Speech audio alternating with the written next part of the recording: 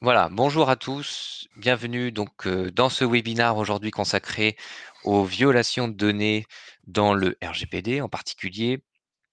L'objectif aujourd'hui, c'est d'évoquer de quoi parle-t-on quand on parle de violation de données, qu'est-ce qu'on doit faire finalement, on abordera aussi un petit cas pratique également l'intérêt de vous apporter comme information finalement, c'est qu'est-ce que je dois mettre en place derrière.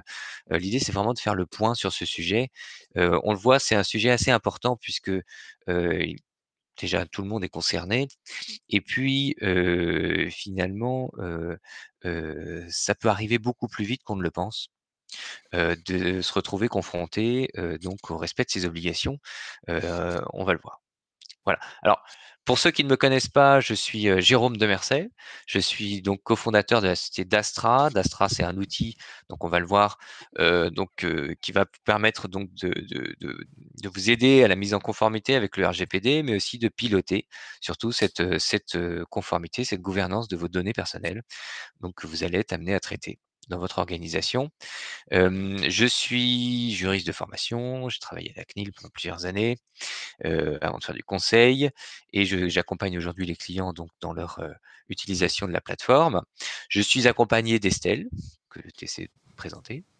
Oui, bonjour, bonjour à tous, bienvenue dans ce webinaire sur les violations de données. Moi c'est Estelle Penin, je suis juriste de formation, j'ai un master en droit du numérique et je travaille maintenant chez Dastra sur un poste hybride, donc partagé entre une partie commerciale et une partie juridique. Voilà. Donc sans plus tarder, je vous propose d'aborder notre plan de ce webinaire. Alors, petit point tout à fait logistique, on se donne à peu près 40 minutes, voilà, un peu avant midi. L'idée, ça va être aussi de rendre ce webinaire un peu interactif, toujours un peu ce qu'on essaye de faire, c'est-à-dire que si vous avez des questions, vous n'hésitez pas à les poser. Vous avez le chat qui est donc destiné à recevoir ces questions. Si on peut les aborder en même temps, on les abordera en même temps, sinon on prendra le temps en fin de webinaire, pour pouvoir y répondre, hein, voilà, vous voyez, on est dans un format tout à fait classique. Hem, Ce qu'on vous propose, c'est une petite phase introductive, mais aussi pourquoi est-ce qu'il faut documenter ces violations de données. On va voir finalement quelles sont les obligations, la notification, la communication, de quoi on parle finalement, pourquoi les gérer avec un outil, comment est-ce qu'on fait en pratique. Et donc un petit cas pratique qu'on verra donc en fin de webinaire. Alors j'ai déjà une première question technique, que je n'ai pas de son, c'est normal. Non, ce n'est pas normal. Je pense qu'il doit y avoir un paramétrage à faire de votre côté, là-dessus. Nous n'avons aucun moyen de vous aider à part vous dire donc de regarder votre ordinateur. Mais dans tous les cas, sachez que c'est enregistré, vous pourrez le réécouter si jamais il y a besoin. Ok, très bien. Je vous propose de débuter par un court rappel sur ce qu'est une violation de données au sens du RGPD, mais surtout et aussi en pratique, c'est quoi finalement, Jérôme, une violation de données? Alors, les violations de données, quand on parle d'une violation, en anglais, on parle de data breach, on parle de casser les données.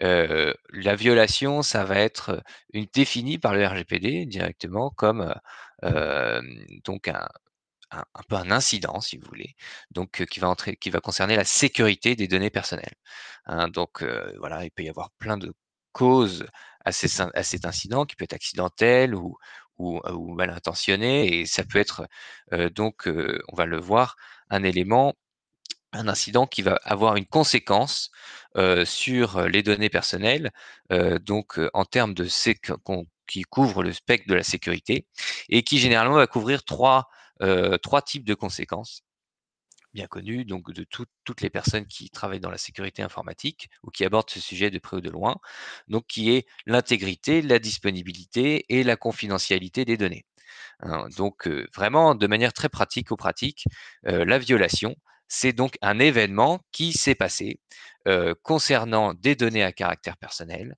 et donc qui va avoir pour conséquence soit donc de porter atteinte à l'intégrité de ces données personnelles, soit de porter atteinte à la disponibilité de ces données à caractère personnel, soit de porter atteinte donc à la confidentialité de ces données à caractère personnel.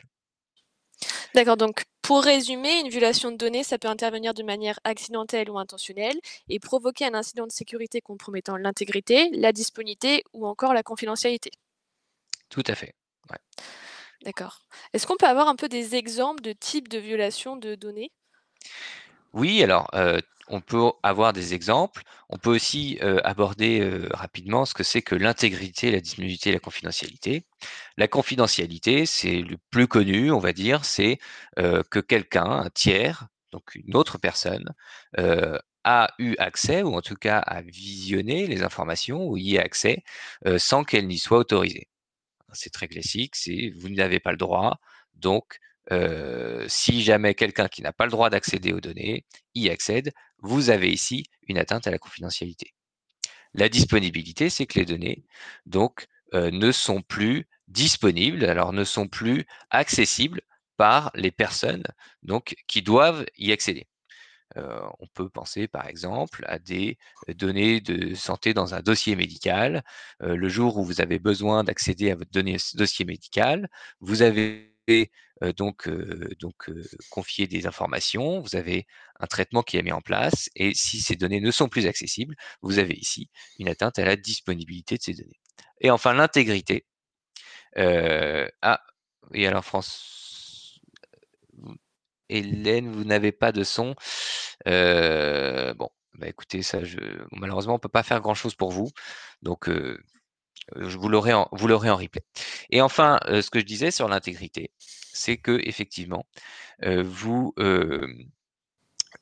ça va être les données, si vous voulez, qui vont être modifiées. Les données qu'on avait, au départ, par exemple, sont conservées et elles ont été modifiées, donc elles ne sont plus ce qu'elles doivent être. Elles ne sont plus, par exemple, à jour et donc on a fait cette atteinte à l'intégrité des données.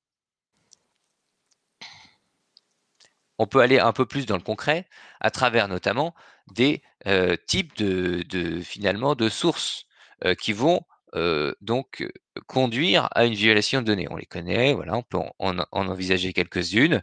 Vous avez, par exemple, un rançongiciel, ce qu'on appelle un ransomware dans un bon anglicisme.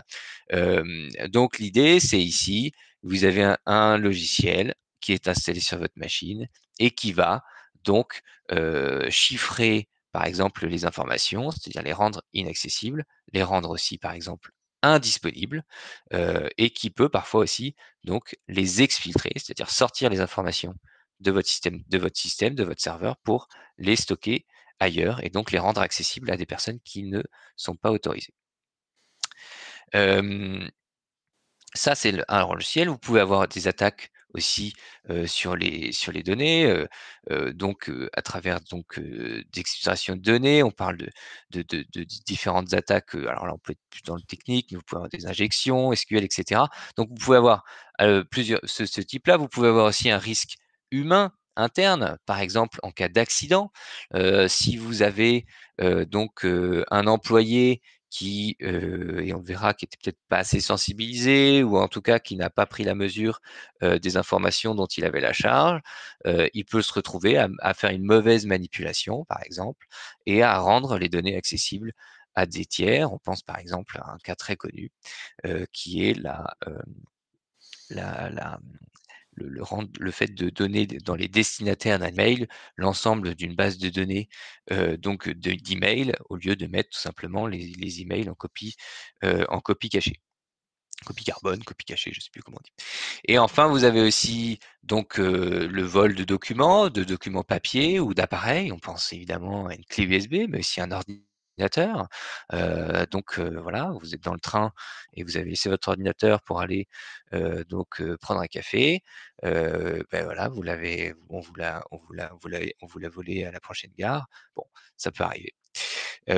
L'erreur d'envoi, on en a parlé, hein, c'est-à-dire que vous envoyez des mauvais documents aussi à des mauvaises personnes. par exemple, des factures qui sont adressées à la mauvaise personne, à la mauvaise adresse. Et là, on touche aussi du doigt un point, un problématique de mise à jour aussi des informations, en tout cas, et de vérification de données qui peuvent être aussi erronées. Et enfin, ce qu'on appelle l'ingénierie sociale. Ça, c'est un terme un peu à la mode, mais qui est véritablement important puisque on va être plutôt dans la manipulation des personnes pour pouvoir réaliser des actions malveillantes à leur insu ou en tout cas sans qu'ils s'en rendent compte. Hein, voilà, ça peut être par exemple de l'exfiltration de courriel. On pense aussi donc à l'attaque du président. Vous avez peut-être entendu parler de cette attaque-là où quelqu'un se fait passer pour le directeur général ou la directrice générale d'une entreprise et demande de virer tant d'argent sur un compte, etc. Donc ça, ce sont des éléments qui peuvent conduire à une violation de données, on l'a vu, qui vont avoir des conséquences. D'accord, et donc par rapport à tout ce que l'on vient d'évoquer ensemble, en quoi c'est nécessaire aujourd'hui de documenter les violations de données? Alors déjà, parce que c'est une obligation du RGPD, hein, le Règlement général sur la protection des données, donc impose pour tous les organismes qui traitent des données à caractère personnel, que ce soit euh, donc euh,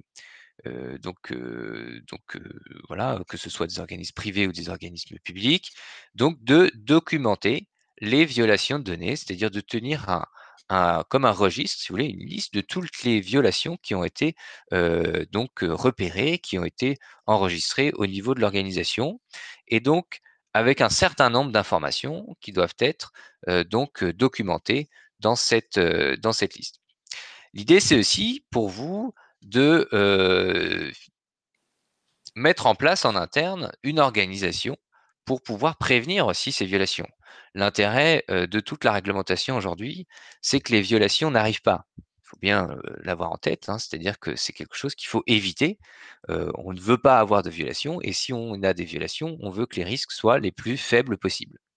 Et donc, l'objectif, c'est aussi de tenir cette documentation pour pouvoir donc prévenir les autres violations qui pourraient arriver du même type et donc aussi pouvoir savoir, par exemple, anticiper et réagir aussi en cas d'une violation. Si jamais vous avez déjà eu une première violation, je pouvez mettre d'autres mesures, mais aussi vous saurez peut-être déjà plus rapidement réagir.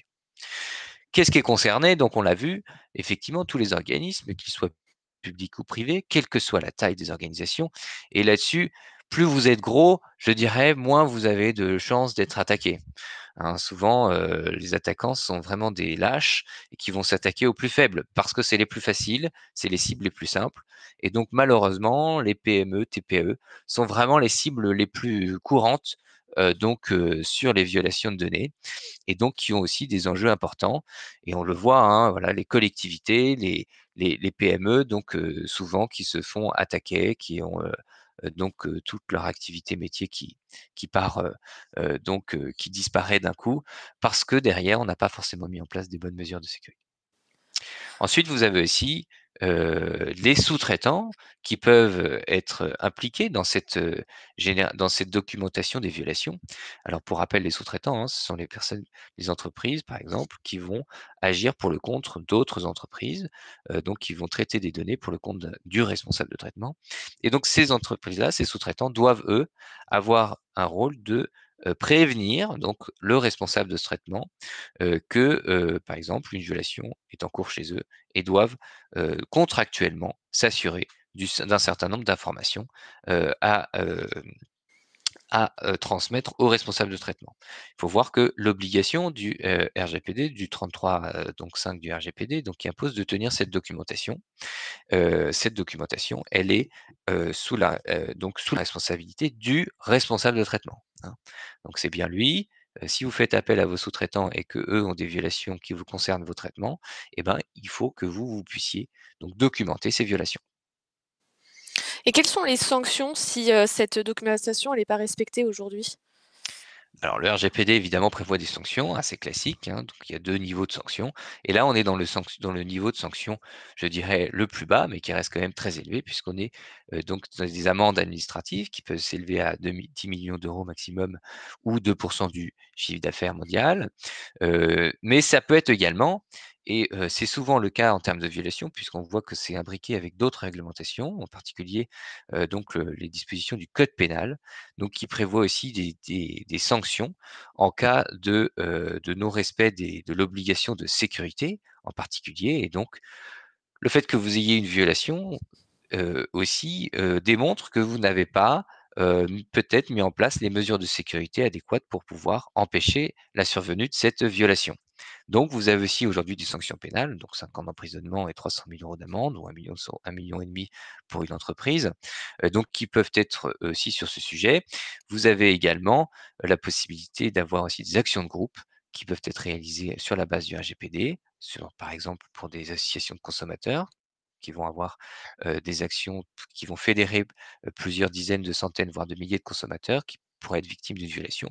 Et donc les montants peuvent être très très élevés. Également aussi devant les juridictions civiles, donc le tribunal de grande instance, par exemple, donc qui va donc pouvoir, vous allez pouvoir avoir quelqu'un qui sollicite une indemnisation du préjudice qu'il aurait subi par cette violation. Et on va voir pourquoi, parce qu'une violation, ça peut avoir des conséquences assez dramatiques sur les personnes donc qui sont concernées par cette violation.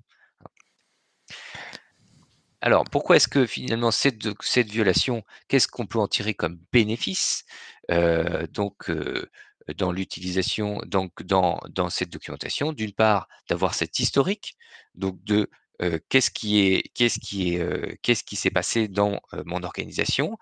Comment est-ce que je peux apprendre, donc finalement, entre guillemets, de mes erreurs pour pouvoir ne plus que ça se reproduise? Ça va pouvoir me permettre de mettre en place des mesures de sécurité ou peut-être aussi parfois de débloquer du budget pour pouvoir donc mettre en place des nouvelles mesures de sécurité et donc peut-être être plus sensibilisé sur ce sujet. Et donc ça va vous permettre également donc de faciliter vos obligations, là qui viennent du RGPD, de notification donc des violations à l'autorité de contrôle qui peuvent être obligatoires, on va le voir. D'accord, donc finalement, la documentation, elle est un peu essentielle pour les responsables de traitement qui en tirent des bénéfices d'un point de vue juridique, mais aussi technique. Exactement. Ah oui, c'est tout à fait ça. D'accord, et tout à l'heure, tu nous as évoqué les sous-traitants qui sont également concernés par les obligations. On voit notamment le cas de l'alerte au responsable du traitement. Est-ce que tu peux nous en dire plus sur ce système et préciser le rôle de chacun des protagonistes? Oui, tout à fait. Alors, ce qui est important d'avoir en tête, c'est que vous avez une obligation aujourd'hui dans le RGPD, on en a beaucoup parlé, ça a vraiment fait l'objet de beaucoup de documentation, si on peut dire, donc de notifier à l'autorité de contrôle, donc le détail d'une violation de données dans les meilleurs délais et donc, si possible, dans les 72 heures, donc à la connaissance de la violation. Hein, donc ça veut dire que aujourd'hui, vous pouvez partir du principe que vous avez donc 72 heures pour pouvoir, vous avez 3 jours pour pouvoir donc notifier une violation à la CNIL. Si vous êtes en France, si vous êtes dans un cadre très transfrontalier, ce sera l'autorité chef de file. Mais en tout cas, aujourd'hui, vous pouvez partir de ce postulat-là, vous avez 72 heures pour le faire. Ça ne veut pas dire qu'il faut le faire dans les 72 heures, enfin qu'il faut le faire à 72 heures, ça veut dire qu'il faut le faire le plus tôt possible mais que vous avez jusqu'à 72 heures. En tout cas, ça, c'est le texte qui le prévoit. Alors, la CNIL, de ce qu'on sait, est un peu plus magnanime là-dessus. Elle préfère, dans tous les cas, que vous lui notifiez donc la violation, y compris si c'est pas forcément dans un délai de 72 heures. Ce que vous devrez, par contre, dans ce cas-là, c'est pouvoir justifier du pourquoi, parce que vous avez dépassé le délai légal des 72 heures pour pouvoir notifier cette violation. Ce qu'il faut aussi savoir, c'est que le délai des 72 heures court à partir du moment où on a pris connaissance de la violation de données. Et la prise de connaissance, ça ne veut pas forcément dire que c'est le moment où on a constaté qu'il y avait quelque chose, mais on ne sait pas exactement ce que c'est. Le moment de la prise de connaissance, c'est quand vous avez pu qualifier qu'il y a véritablement une violation de données, sans forcément avoir tous les détails, mais par contre, vous êtes certain que oui, il y a une violation de données, donc j'en ai pris connaissance. C'est pour ça qu'on va le voir, ce qui est très important, c'est aussi pour vous de bien horodater l'ensemble des éléments que vous allez documenter dans votre gestion des violations de données pour pouvoir aussi justifier éventuellement et donc aussi vous assurez vous derrière du délai et donc du temps qui vous est imparti pour pouvoir notifier cette violation à l'autorité de contrôle. Là, on est vraiment sur une prescription très pratico-pratique hein, d'un délai de 72 heures. Vous avez aussi cette obligation de notification, et là le RGPD nous évoque si la violation, l'incident de sécurité, engendre un risque pour les droits et libertés des personnes physiques concernées par la violation, bien évidemment. Donc ça veut dire que, si votre violation, votre incident présente un risque pour les droits fondamentaux, pour par exemple le droit à la vie privée, pour voilà, si vous avez un risque derrière d'usurpation d'identité à travers les données qui sont qui ont été qui font l'objet de la violation, et ben dans ce cas-là, vous allez être dans ce cas-là. Et donc vous, ce qui va être aussi important, c'est de savoir finalement, quel est comment identifier ce risque, à quel moment est-ce qu'une violation de données présente un risque négligeable dans la mesure où je n'aurai pas l'obligation de le faire, à quel moment ça présente un risque avéré, et dans ce cas-là, j'aurai une obligation de notifier, et à quel moment j'aurai une obligation de communiquer aux personnes concernées par la violation. Et là, il y a une obligation aussi dans le cas où le risque, on dit, est élevé pour les droits et les libertés des personnes. C'est-à-dire que vous pouvez aussi partir du principe assez simple aussi du bon sens, parfois en vous disant: «Voilà, est-ce que, ma violation, quel type de données va-t-elle concerner? Est-ce que ces données-là, aujourd'hui, si je me mets à la place de l'attaquant, qu'est-ce que je peux en faire?» Et ben, si derrière, je peux les réutiliser, et il faut imaginer tout un tas de scénarios, voilà. Qu'est-ce que vous feriez avec les données qu'il a? Et ben, dans ce cas-là, ça peut vous servir aussi voilà, de peut-être juste de petits trucs qui va vous dire: «Voilà, là, il faut peut-être que je me pose plus la question du risque», et ce qu'il faut aussi se dire, c'est que il vaut mieux notifier à l'autorité de contrôle que de ne pas le faire. C'est pas grave si vous l'avez fait et que vous ne devriez pas, elle vous en voudra pas, loin de là. Par contre, elle vous en voudra si vous l'avez pas fait alors que vous devriez le faire. Et si jamais, vous n'avez pas communiqué, et que vous devriez le faire, la CNIL vous le dira. Dira: «Là, par contre, on considère que le risque est plus élevé, il faut notifier». Et là, d'expérience, ce qu'on peut vous dire, c'est que à chaque fois, que la CNIL revoit sur ces sujets-là, il y a toujours une revue à la hausse du niveau de risque. C'est-à-dire que l'estimation qui est toujours faite par les organismes aujourd'hui sur la nécessité de notifier à l'autorité de contrôle, elle est toujours sous-évaluée par rapport à ce qu'il faudrait. Donc véritablement, n'hésitez pas à communiquer, hein. L'objectif aussi de communiquer à la CNIL ces violations, c'est aussi pour elle de pouvoir prendre le pouls, je dirais un peu, sur ce sujet, et aussi de pouvoir informer, le grand public, informer d'autres types d'organismes qu'il y a tel type d'attaque qui circule, et cetera. Et donc il y a vraiment une organisation autour de la cybersécurité qui se met en place, et donc c'est vraiment dans cet intérêt-là qu'il faut le voir. Il ne faut pas forcément vous dire que, bah, si je notifie, ils vont venir me contrôler, ils vont venir me sanctionner, et cetera. Évidemment, c'est des choses qui peuvent arriver, mais voilà, ils reçoivent des milliers de notifications par an, ils font pas des milliers de contrôles, et donc d'ailleurs, ils ne répondent pas nécessairement à toutes les notifications, mais ça leur permet vraiment de faire ça. Vous avez un autre acteur, le sous-traitant, on l'a évoqué, hein, qui lui a une obligation contractuelle, donc de notifier aux responsables de traitement toutes les violations dans les meilleurs délais, donc après en avoir pris connaissance. Alors, je vois une question intéressante sur ce cas-là, donc sur la coresponsabilité. La coresponsabilité, c'est quand vous êtes plusieurs à gérer un traitement, à être responsable d'un traitement, et ben, dans ce cas-là, c'est aussi quelque chose qui doit être prévu, encadré dans la convention, alors au sens du RGPD, mais dans le contrat finalement qui vous lie, de savoir qui fait quoi. Voilà, qui va notifier, la noti la à l'autorité de contrôle, qui sur quel périmètre éventuellement. Et ce qu'il faut savoir, c'est que si jamais ni l'un ni l'autre l'a fait, vous serez tous les 2 redevables de cette obligation. Donc la CNIL pourra aller chercher donc l'un des 2 cas. Donc pour la sous-traitance aussi, vous pouvez aussi, et il n'y a pas forcément c'est pas exclu du fait que le sous-traitant puisse agir pour le compte, je pense, du responsable de traitement pour, notifier à l'autorité de contrôle. Là-dessus, je pointe un doute, mais en tout cas, ce qu'il faut, le meilleur moyen de s'en assurer, c'est de faire un test, par exemple, sans aller jusqu'au bout sur le formulaire de notification de la CNIL, et de visualiser si cette option est possible.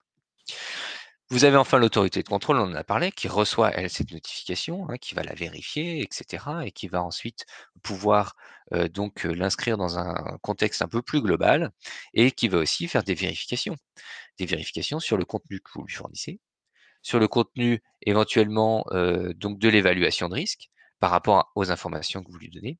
Et ensuite, elle peut aussi, à la suite de ça, vous ordonner donc de faire la communication donc aux personnes concernées si vous ne l'avez pas fait. Bon, dans ce cas-là, évidemment, on est dans un échange et puis ça peut être aussi parfois très contraignant. Voilà, est-ce que j'oublie des acteurs? Non, c'est bon.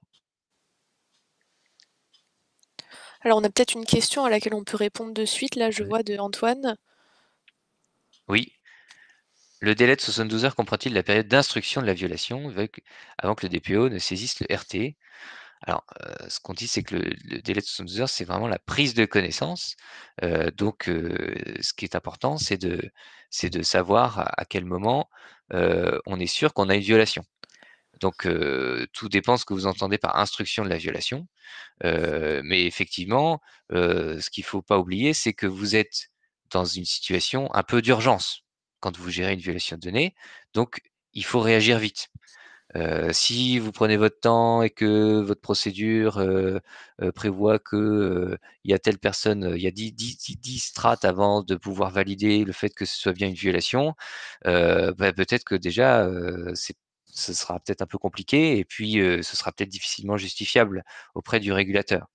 Donc ce qu'il faut, c'est aller vite sur ce sujet, mais aller vite non seulement évidemment se poser la question de la notification, mais c'est surtout de la correction, hein. C'est vraiment ça le principal.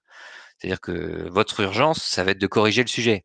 Notifier, si vous êtes tout seul et que vous devez corriger et vous n'avez pas le temps de notifier, bon, au moins, corriger le sujet avant ça. Et puis, voilà, vous avez, le DPO, le RT, c'est pas forcément au DPO de valider toutes les notifications de violation, hein, toutes les documentations. Le DPO, il a un rôle effectivement, qui peut être très moteur dans ce sujet-là, mais c'est vraiment le responsable de traitement qui doit s'en charger. Donc, et c'est là, on va y venir, hein, c'est important pour vous d'avoir une bonne procédure, un bon process interne pour savoir comment gérer ce sujet-là. D'accord, donc finalement, on voit il y a vraiment toute une procédure autour des violations de données. Ça a l'air assez complexe en fait en termes de gestion. Est-ce que finalement un outil pourrait pas aider dans cette gestion des violations de données, tant sur le plan Oui, juridique que technique? tout à fait. Alors, un outil, qu'est-ce qu'on ça va vous permettre? Un outil, ça va être déjà le support de votre procédure, finalement, de votre process. Vous allez pouvoir gérer du collaboratif. Vous allez pouvoir aussi avoir des formulaires peut-être plus facilement adaptables aussi à votre environnement, à votre organisation. Vous allez gagner du temps, finalement, et puis vous allez retrouver l'ensemble de ces éléments-là au même endroit. Vous allez avoir aussi des étapes guidées, etc. Vous allez pouvoir tenir un registre, donc qui sera aussi simplifié et puis personnalisable à travers des étapes que vous allez pouvoir personnaliser. Vous voyez, comme vous devez aussi inscrire cette documentation des violations dans un système plus global de pilotage de votre conformité et de votre système d'information. Donc l'intérêt finalement que vous aurez aussi à travers donc utiliser cet outil, ce sera aussi de pouvoir capitaliser sur tout ce que vous avez mis en place pour que ça puisse servir donc à la gestion de ces violations, hein. Donc, notamment aussi, voilà, bien respecter l'horodatage, vous servir de preuve. Vous savez que l'intérêt aussi, en tout cas cette documentation, c'est d'apporter des systèmes de preuves. Et comme on est dans un système aujourd'hui d'accountability, vous savez, avec le RGPD, donc de responsabilité, vous devez amener la preuve que vous mettez bien en place les choses. Voilà. Donc vraiment, l'outil va vous apporter ces éléments-là indispensables pour pouvoir gérer cette procédure. Et finalement, comment est-ce qu'on va retrouver une procédure de gestion des violations? Vous allez devoir mettre en place un certain nombre de choses. Alors, ça peut être évidemment, l'outil va en faire partie, il va être intégré dans cette procédure, mais il ne faut pas oublier que votre procédure devra s'inscrire dans un système plus global de gouvernance. La première chose, déjà, c'est d'impliquer la direction. Vous avez une violation, vous devez aussi savoir qu'au top niveau, ils doivent être au courant de ces éléments-là et puis éventuellement de savoir finalement, voilà, selon la gravité de la violation, pouvoir mettre en place un plan donc qui peut se dérouler selon la gravité de cette violation, hein. On doit, et là, si on peut donner des éléments sur cette procédure, sur cette gouvernance, c'est aussi identifier des personnes qui sont responsables. Qui fait quoi? Qui a quel rôle? Qui, par exemple, comment je remonte les violations, à qui je les remonte et qui décide finalement que cette violation donc est une violation avec un risque que je peux considérer avéré ou élevé et donc qui se charge de la notification, etc. Et donc, voilà, qui vérifie les éléments à documenter, qui va vérifier, qui va aussi se charger de la remédiation, donc de cet incident de sécurité. N'oublions pas, hein, on est face à l'urgence, il faut réagir vite, et donc derrière, il faut pouvoir corriger. Hein, ça, c'est vraiment la première chose, corriger et dire ce qu'on a fait ensuite à l'autorité de contrôle, le cas échéant. Donc, ce qui est vraiment le plus préconisé aujourd'hui, c'est finalement d'avoir un peu un manuel utilisateur. Donc un manuel que vous allez mettre en place chez vous, qui va justement reprendre ces étapes, qui va aussi reprendre des éléments un peu de documentation. Comme on a un manuel d'utilisation d'un outil, en cas de panne, que faire? Et bien là, vous êtes un peu dans la même situation. En cas de violation, que faire? Et donc, vous allez débloquer comme ça votre protocole, votre organisation en interne. Et ça, c'est très adapté en fonction de votre organisation, de la taille de votre organisation. Vous êtes une petite structure, voilà, vous êtes une personne ou deux qui vont devoir gérer ce sujet-là. Vous êtes une structure de plusieurs centaines, voire de milliers d'employés. Et là, vous allez avoir des équipes évidemment beaucoup plus importantes et donc un sujet à plus fort enjeu aussi généralement. Donc là-dessus. Voilà. Donc c'est vraiment ça, c'est des éléments qui doivent être mis en place. Hein. Aussi, ce qui va être impliqué dans votre bonne gouvernance, ça va être aussi de pouvoir sensibiliser et former vos employés pour pouvoir, d'une part, repérer des violations. On l'a évoqué tout à l'heure, mais une erreur de manipulation, voilà, un employé qui prend une clé USB, et qui va, tout simplement la perdre dans le métro ou l'oublier dans le train, et cetera, qu'est-ce qu'il doit faire? Voilà, est-ce qu'il est au courant qu'il doit en informer, la direction informatique, et ensuite qui derrière va pouvoir, mener une petite enquête pour savoir ce qu'il y avait dedans? Et donc, vous voyez, ça, ce sont des éléments aujourd'hui qui doivent être mis en place, en tout cas qu'il faut avoir en tête. Vous voyez, selon l'organisation, on n'est pas obligé d'être non plus le plus structuré possible, mais au moins d'avoir des premiers éléments de réaction et des premiers éléments de sensibilisation sur la sécurité. N'oubliez pas qu'on parle de données à caractère personnel, c'est vrai, mais que ces éléments-là de sécurité et de gestion des violations, ça va vous servir surtout pour toutes les données de l'organisation.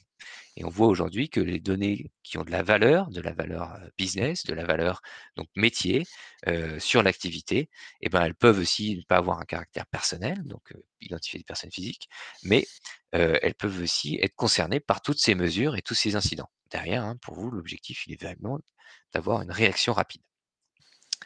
Et ensuite, il faut évaluer ce risque, hein, et toujours ce risque qu'on dit qu'on évalue, vous savez, est-ce qu'il y a un risque? Est-ce qu'il y a un risque élevé? Est-ce qu'il n'y a pas de risque? Ou il y a un risque très négligeable? Et ben ça va vraiment dépendre de vous, de votre organisation, des données que vous traitez, de la taille, du volume de personnes concernées. Ce sont des éléments très contextuels qui vont vous permettre de le faire. Et donc en amont, ce qui est bien, c'est vous de baliser ces éléments-là en amont de toute violation en disant et que vous soyez pas au moment où ça arrive à vous demander: «Ah comment je fais, pour évaluer mon risque?» Non, ce qu'il faut, c'est que vous ayez vous déjà en amont cette méthode. Alors comment ça se passe? Ben voilà, vous avez un outil qui peut déjà vous aider, vous apporter déjà un peu de méthodologie. Voilà, il y a aussi des modèles de procédures que vous pouvez retrouver à droite à gauche. Et puis aussi, vous pouvez aussi, et un conseil qu'on peut porter, c'est, d'avoir aussi une liste de contacts d'entreprises spécialisées dans la gestion des violations, des incidents de sécurité. Voilà. C'est peut être toujours intéressant d'avoir ça dans son carnet. Voilà, qui appeler? Voilà, quels sont les pompiers? Quelle est la réaction? Alors déjà, on peut appeler les gendarmes, bien évidemment, mais on peut aussi appeler les entreprises spécialisées qui vont venir sur le terrain pour pouvoir mettre en place des mesures. Est-ce que tu pourrais nous exposer un cas concret avec les conséquences et ce qu'un outil et une bonne maîtrise du processus de violation de données auraient pu permettre d'éviter ou en tout cas prévenir? Oui, alors, si on prend un cas concret, alors on a repris un cas pratique. Alors pour information, vous avez et ceux qui veulent vraiment aller voir des cas aussi plus pratiques et aussi des exemples finalement de comment évaluer ce risque, puisque c'est toujours un peu la tangente, hein. Ma recommandation, c'est plutôt dans le doute, notifier. Hein, ça, c'est pas un problème. Mais si vous voulez vraiment aussi savoir, voilà, à peu près comment se situer, vous avez des lignes directrices, donc qui ont été publiées par les CNIL européennes, sur ce sujet. Alors qui aujourd'hui sont en anglais, elles sont pas encore traduites, mais qui vous permettent déjà de vous faire une bonne idée, de ces sujets-là et donc qui vous permettent de savoir finalement où est-ce que je vais placer le curseur. Alors si on reprend nous un cas pratique, ici, d'une petite histoire, vous voyez, c'est une société de transport public qui a été exposée à une attaque par ransomware, donc un rançon logiciel. Voilà, vous avez eu une injection et vous avez un logiciel malveillant qui a été installé et sur le serveur, sur les ordinateurs de la société, voilà, en tout cas de personnes qui avaient accès aux données de la base de données métier. Et donc, l'ensemble des données, on va dire, ont été chiffrées par l'attaquant. Vous savez, le chiffrement, hein, c'est quand on met un code globalement pour transformer les informations et pour les déchiffrer, eh ben, il faut avoir ce code. Et donc, elles ne sont plus finalement lisibles par la société, puisqu'elles ont été chiffrées. Et il y a eu une enquête interne qui a été faite, alors soit en amont, soit on fait appel à des cabinets extérieurs. Et l'auteur de cette enquête, on constate qu'il a non seulement il a chiffré les informations, c'est-à-dire qu'il les a rendues lisibles, mais qui les a également sorties, qui les a également exfiltrées, c'est-à-dire qu'on a vu elles ont été vers un autre serveur. Voilà, donc là, on avait un certain nombre de données à caractère personnel, puisqu'il y avait des données de clients, mais il y avait aussi les données des employés.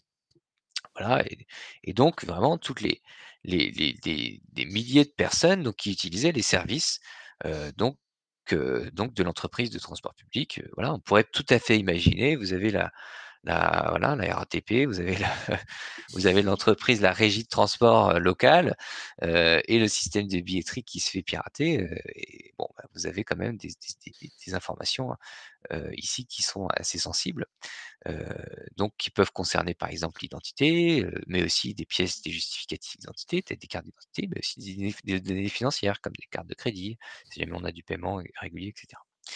Donc on voit qu'on est quand même sur un sujet assis, et d'instinct, on se dit, bon, c'est grave. Hein. En fait, dites-vous ça, est-ce que c'est grave? Et donc vous vous dites, ça va être grave. Donc finalement, comment on pourrait qualifier cette petite histoire? On voit ici que on a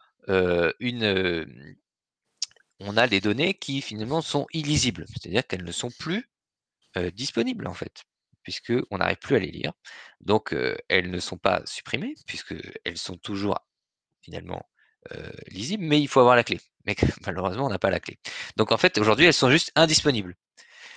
Donc on a une atteinte à la disponibilité des données et on a aussi, puisqu'il y a eu ces données, on sait qu'elles sont parties, peut-être dans un serveur de l'attaquant, et donc que potentiellement, enfin on est même certain, il y a accès.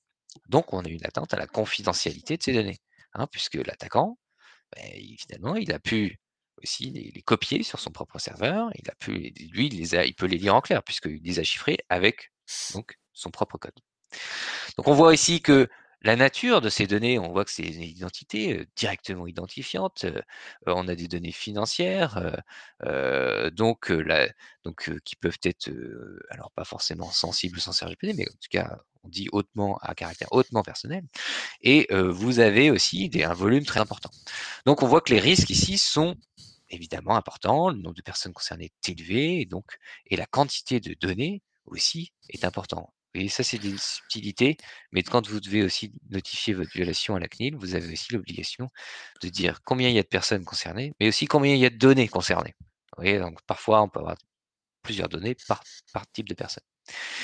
Et donc, on voit que finalement, sur ce sujet-là, vous avez un risque qu'on va pouvoir qualifier de risque élevé, puisque selon finalement trois un peu critères qu'on va pouvoir utiliser, vous avez le premier, c'est le contexte finalement de la violation. Comment est-ce que c'est passé? C'est une attaque, donc quel type de violation? Une disponibilité, intégrité.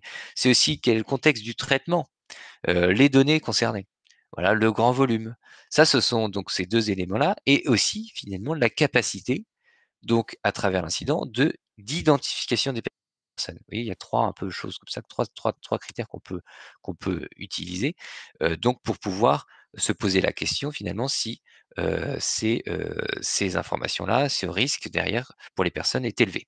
Et donc on peut se dire effectivement, hein, vous avez un document d'identité, vous pouvez tout à fait envisager donc une usurpation d'identité de manière très facile. Voilà, vous avez une copie de pièce d'identité, vous avez aussi une donnée financière, vous pouvez avoir des torts, en tout cas à causer un préjudice important pour les personnes. On peut voilà débiter de l'argent sur leur compte de manière aussi un peu discrète, etc. Donc il peut y avoir des choses très malveillantes et donc il peut y avoir des impacts graves pour les personnes concernées. On va être ici donc dans finalement le cas maximal donc de ce qu'il faut faire, à la fois une documentation en interne évidemment, voilà, dans son registre. On doit notifier la violation à la CNIL, puisqu'on est ici dans un risque qui est au moins avéré, et en plus on considère que ce risque est élevé, au vu de ce qu'on a dit, hein, la sensibilité des informations, le nombre de personnes concernées, la capacité facilement de réidentifier les personnes, puisqu'on a des données directement identifiantes, hein, et puis aussi le fait qu'on ait une atteinte à la disponibilité, à la confidentialité des informations, et potentiellement à un attaquant dans un pays cible où finalement les droits et libertés des personnes ne sont pas forcément bien respectés. Donc, on va être aussi ici dans une obligation de communication aux personnes. Qu'est-ce qu'on va leur dire? On va être obligé d'envoyer soit un email aux personnes, soit communiquer sur le site, soit dans la presse, en tout cas par tout moyen qui peut être bon pour pouvoir donc informer les personnes que les données ont fait l'objet d'une violation et attention, peut-être que dans les jours à venir, vous allez avoir des éléments importants sur ce sujet. Voilà, donc avec l'outil, vous allez vraiment avoir, on l'a vu, cette documentation interne avec une mise à jour facilitée des informations, l'ensemble de la documentation et surtout guidée qui va vous permettre de vous poser toutes ces questions-là qu'on aborde ici, vous voyez, de manière à chaque fois assez systématique pour chacune des violations, pour bien identifier quel est le bon niveau. Vous allez aussi pouvoir avoir des rôles finalement et responsabilités personnalisées, donc pouvoir attribuer derrière les bonnes responsabilités aux bonnes personnes. Vous allez aussi avoir un visuel hein, de toutes les mesures technico-organisationnelles que vous mettez en place, pouvoir faire leur suivi, donc aussi faire interfacer ça avec l'outil. Et donc quelque chose donc de collaboratif, et ça c'est essentiel pour travailler sur ce sujet. Il faut évidemment pas être tout seul pour pouvoir aborder ce sujet-là. Alors voilà, on arrive au bout de notre webinaire. On va pouvoir prendre quelques questions, je pense. Sauf si Estelle, tu avais des choses à poursuivre. Non, mais déjà, merci pour ces éclaircissements. Merci, pour votre attention à tous et puis, ben, non, on peut passer à la phase, questions-réponses. Ouais. Alors, si on reprend quelques questions, par exemple, sommes-nous tenus d'informer systématiquement les personnes concernées par la violation, quel que soit le niveau de risque? Alors, ce qu'on évoquait, hein, on a vu, l'obligation d'informer les personnes, elle est quand il y a un risque qu'on considère élevé, hein, pour leurs droits et libertés. Après, ça ne veut pas dire que vous ne devez pas le faire pour les autres cas, vous pouvez aussi le faire, alors ça peut être aussi très vertueux. Dites-vous que, par exemple, si le mot de passe que vous avez donc dans votre base de données a été avec un identifiant a fuité, vous là, évidemment, il vaut mieux dans tous les cas envoyer un email en proposant de changer le mot de passe. Ça, c'est possible. C'est évidemment, c'est aussi important. Il y a des cas où l'obligation de communication est pas obligatoire, prévue par le RGPD, mais qui sont des cas finalement un peu de bon sens, hein. Quand les données sont déjà rendues publiques, dans ce cas-là, bah, on va dire que la communication a déjà été un peu réalisée. Quand finalement l'organisme a mis en place des mesures suffisamment fortes pour empêcher finalement toute action sur les informations. C'était des données certes identifiantes, mais en fait la conséquence aujourd'hui est nulle sur le fait, voilà, alors c'est assez difficile à mettre en place, mais ça peut être le cas.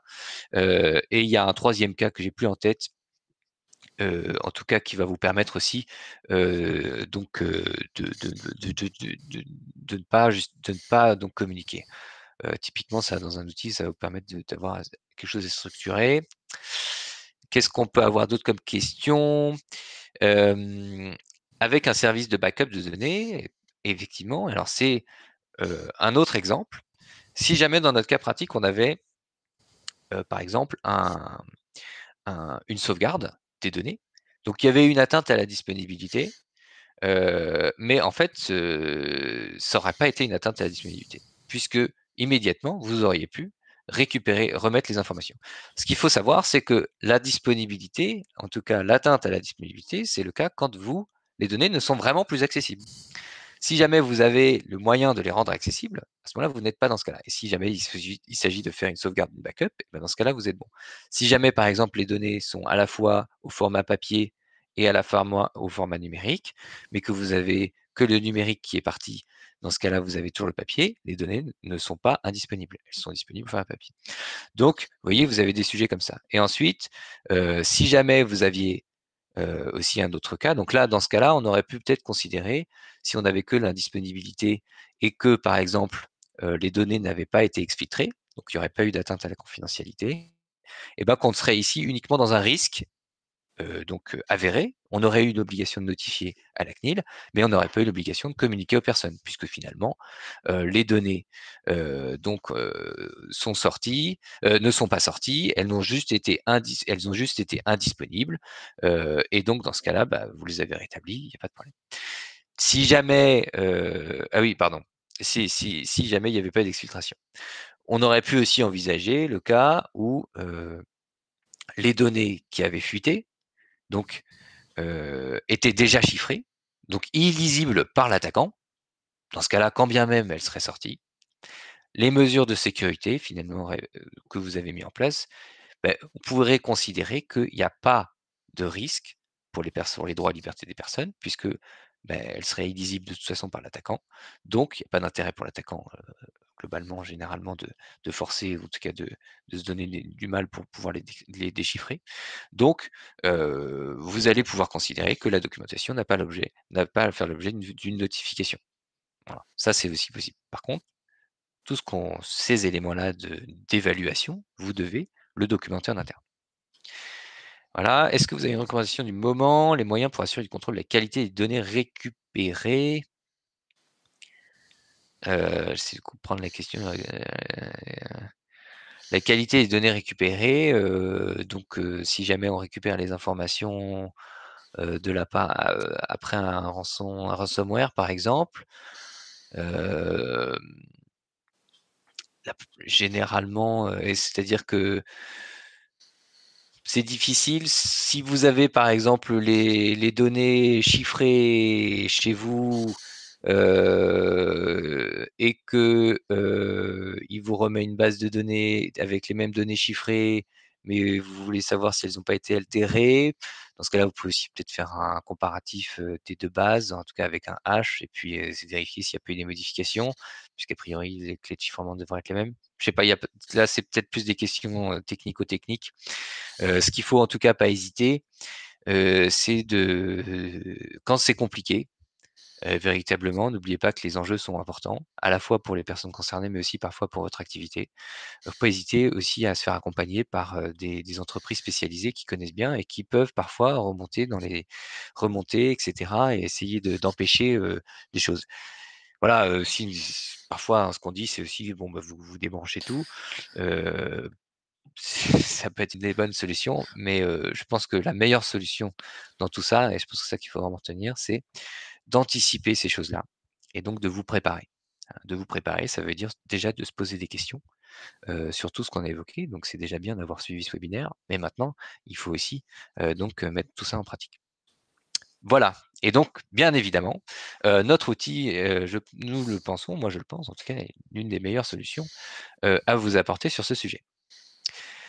Il est 11h50, je pense qu'on va pouvoir s'arrêter là. Est-ce qu'on reprend une dernière question? Allez. L'analyse. Alors, nous avons une autre question. Dans le cas où la violation de données n'est pas avérée au moment de l'analyse, mais qui est potentielle, conseillez-vous la notification à la CNIL dans l'esprit au cas où? Bon, bah, ça, c'est vraiment une question très subtile parce qu'il va dépendre véritablement je dirais, des enjeux que ça représente. Certes, elle est peut-être pas avérée, mais si derrière les données sont très sensibles, et si jamais c'est avéré que en fait le risque derrière est élevé, bon, moi j'aurais été vous, Ça vous coûte pas grand-chose de notifier, à un peu de temps, certes, et vous pouvez tout à fait être transparent avec la CNIL en lui disant, «Voilà, on n'est pas sûr, mais on a ça», et elle vous en voudra pas.